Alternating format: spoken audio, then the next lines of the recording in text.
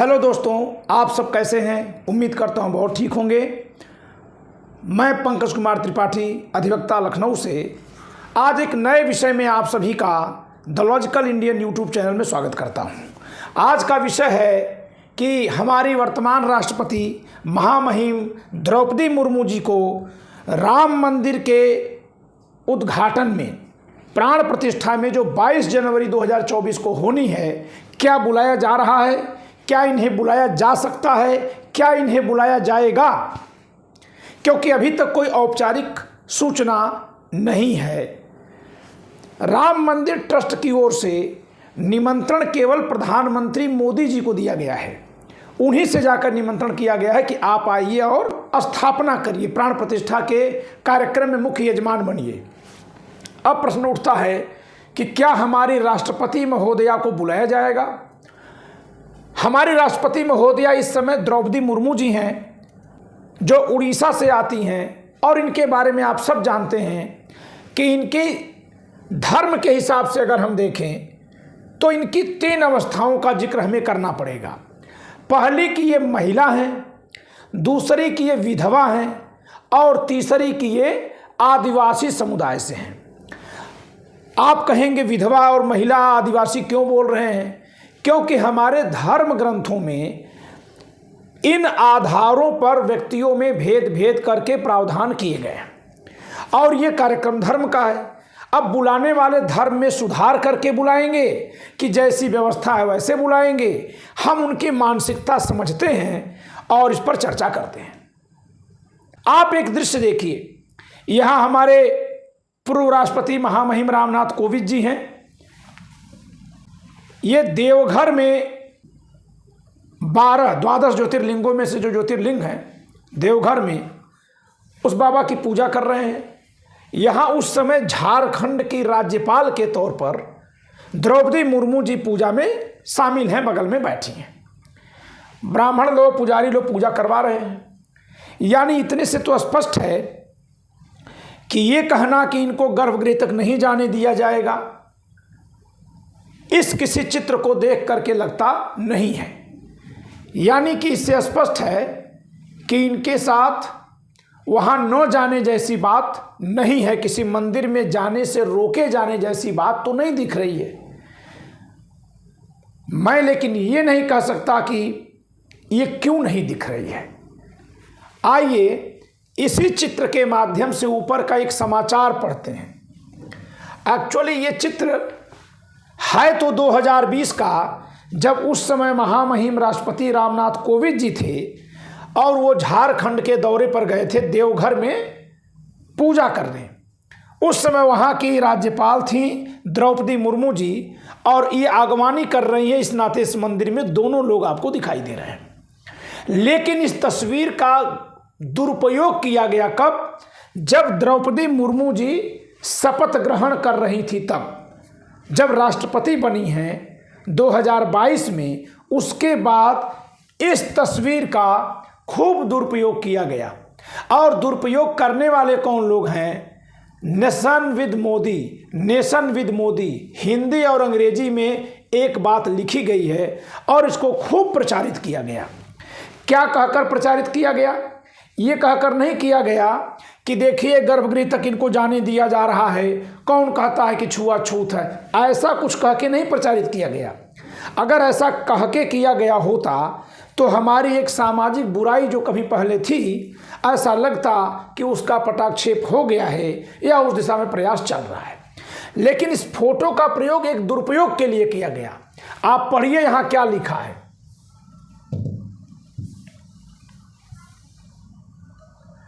सत्ता हस्तांतरण के ये क्षण, इन क्षणों के भाव, अंतर्भाव और वातावरण ही इतिहास लिखते हैं। राष्ट्रपति पद का हस्तांतरण देखिए, राजनैतिक औपचारिकताएं होती रहेंगी, वैदिक प्रतिबद्धता प्रथमतः हो रही है। हमारे राष्ट्र को अब शुभ और लाभ दोनों ही मिलेंगे। ये लिखा गया कि ये पूर्व राष्ट्रपति उस समय के जो नई राष्ट्रपति बनी हैं, उनको सत्ता हस्तांतरण करने के लिए मंदिर में बैठकर पूजा के माध्यम से सत्ता हस्तांतरित कर रहे हैं। यानी कि जो कार्य संविधान से होता है वो बाद में होगा, पहले ये वैदिक रीति रिवाज से कर रहे हैं। इस खेल को समझिए कि जो कार्य केवल और केवल संविधान से होगा, उसके ऊपर वैदिक नियमावली को दर्शाने के लिए इस फोटो का दुरुपयोग किया गया और फिर सोशल मीडिया के जरिए सबके मोबाइल में भेजा गया। ये तो एक फैक्ट चेकर ने इसको चेक करके बताया कि ये झूठ है, लेकिन ये सबके तक पहुंचेगा, फैक्ट चेकर का फैक्ट सबके तक नहीं पहुंचेगा, क्योंकि यहाँ क्या लिखा है, नेशन विद मोदी, यानी एक संगठन पूरा इसका दुरुपयोग करवा रहा है। आप कहेंगे इसमें गलत क्या है? गलत ये है कि जब वैदिक परंपरा से सत्ता का हस्तांतरण होगा तो पूर्व राष्ट्रपति हाथ जोड़ेंगे इनके हिसाब से। वैसे तो फोटो ही पूजा करने की है, लेकिन अगर मान लें कि ऐसे होगा तो हमारे पूर्व राष्ट्रपति हाथ जोड़ेंगे, वर्तमान राष्ट्रपति हाथ जोड़ेंगे और पंडित जी लोग पूजा करा के धर्म की स्थापना के माध्यम से अंतरण करेंगे। तो इन सबसे बड़ी पदवी इन लोगों की होगी जो जन्म के आधार पर होगी और जिसको रोकने का संविधान उपाय करता है। तो आप तो समझ नहीं पाएंगे, यानी आम आदमी नहीं समझ पाएगा कि इसमें क्या गलत है, लेकिन सही बात यह है कि संविधान के ऊपर जो धर्मनिरपेक्ष संविधान है, एक धर्म की परंपरा से सत्ता हस्तांतरण करने की बात को प्रचारित करना, उस धर्म को संविधान से ऊपर रख देने जैसा है। और वह धर्म फिर आपको पुरानी परंपराओं में जब ले जाएगा, अभी तो लगेगा कि सब सही है, लेकिन जब धर्म एक बार चलने लगेगा तो पुरानी परंपराओं में लेकर जाएगा ही लेकर जाएगा, एकदम निश्चित मान लीजिए वह लेकर ही जाएगा। तो धीरे धीरे ये लोग वहीं पहुंचा दिए जाएंगे जहां 1000 साल पहले थे, और जहां से यहां तक लाने के लिए जिन जातियों और वर्गों से लोग आते हैं, 200 सालों तक सामाजिक संघर्ष करना पड़ा है। आज भी सामाजिक दूरियां बहुत हद तक समाज में बनी हुई हैं, संविधान के लागू होने के 73 वर्षों बाद भी। अब सवाल आपका अगला ये हो सकता है कि ठीक है, ये सब जो है सो है, बताइए कि क्या राम मंदिर के उद्घाटन में बुलाया जा सकता है? तो पहली बात, बिल्कुल बुलाया जा सकता है। 2 तरीके से बुलाया जा सकता है, 2 कारणों से। एक तो क्योंकि मंदिर है, पूजा का कार्यक्रम है, तो किसी को भी बुलाया जा सकता है। दूसरा इसलिए भी बुलाया जा सकता है कि वह एक शीर्ष पद पर बैठी हुई है। लेकिन अब सवाल है कि बुलाया जाएगा कि नहीं जाएगा। तो बुलाया जाएगा, ये तो जो बुलाने वाले हैं उनकी मानसिकता पर निर्भर करेगा। इसका उत्तर मैं उनकी मानसिकता पढ़ने का यहां से दूंगा कि इनको राष्ट्रपति ही क्यों बनाया गया। इनको राष्ट्रपति बनाया गया है प्रतीकात्मक रूप से या वास्तव में आदिवासियों को सम्मान और अधिकार देने के लिए? अगर इनको प्रतीकात्मक रूप से राष्ट्रपति बनाया गया, इनको राष्ट्रपति बना देने के बाद भी आदिवासी इलाकों में उनके जमीनों पर, जंगलों पर कब्जा हो रहा है और सरकार उसको रोक नहीं रही है, तो इनको सिर्फ और सिर्फ उस समाज का विश्वास जीतने के लिए बैठाया गया है। जैसे हमारे समाज में देवियों की खूब पूजा होती है, कन्या की खूब पूजा होती है, लेकिन व्यवहारिक जीवन में महिला को दासी बना के रखा गया था, जिंदा ही उसको सती किया जाता था।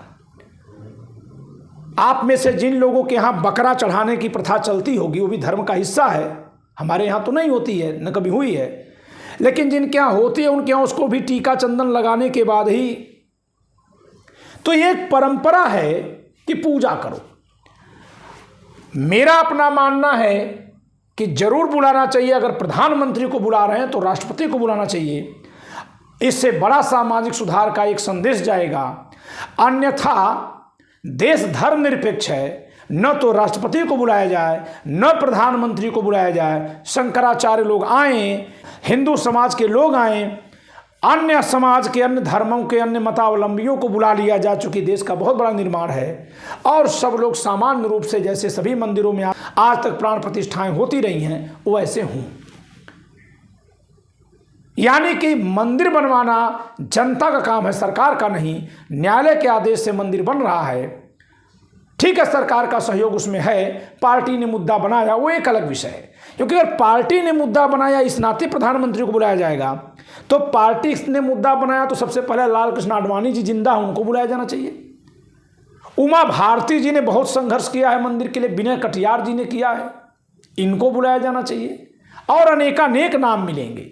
राम मंदिर में इन लोगों से बहुत कम, ना के बराबर का योगदान है आज के प्रधानमंत्री नरेंद्र मोदी जी का। इनसे बहुत बड़ा योगदान मुरली मनोहर जोशी जी का है, साध्वी ऋतंभरा जी का है, बहुत सारे लोगों का योगदान है।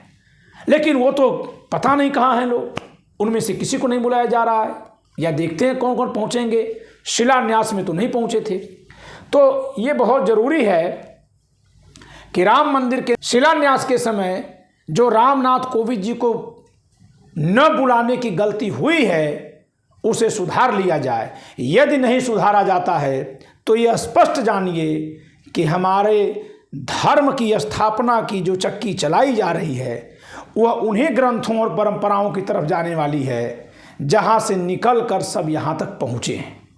आप स्वयं अब समझिएगा कि आगे क्या होगा, और क्या होगा तो क्या आगे का अनुमान क्या होगा ये आप निकाल सकते हैं। मैंने आपको इतना बता दिया। आज के लिए इतना ही, फिर कल किसी नई वीडियो में मिलेंगे। धन्यवाद।